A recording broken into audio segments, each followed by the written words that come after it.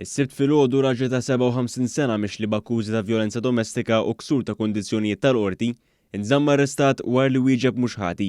Joseph De Bono tressaq quddiem il-Maġistrat Dr. Natasha Galjaxi Berras.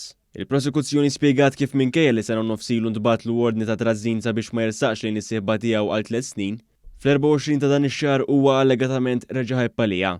Dan wara argument li kkonċerna l-5 tfal tal-imputat. De Bono wieġeb mhux ħati għall-akkużi miġjuba kontrih u minkejja li talab għal ħelsien mill-arrest permezz tal-avukat tiegħu huwa nżamm arrestat.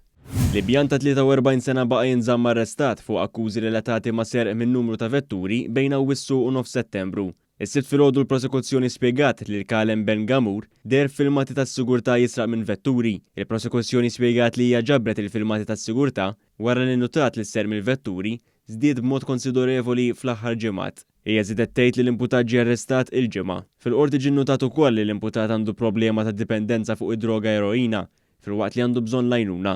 Il-Maġistrat Natasha Galjaxi Berras ordnat li Gamur jinżamm arrestat filwaqt li jitpoġġi taħt ordni temporanja ta' superviżjoni minħabba l-problema ta' droga li ħaddan.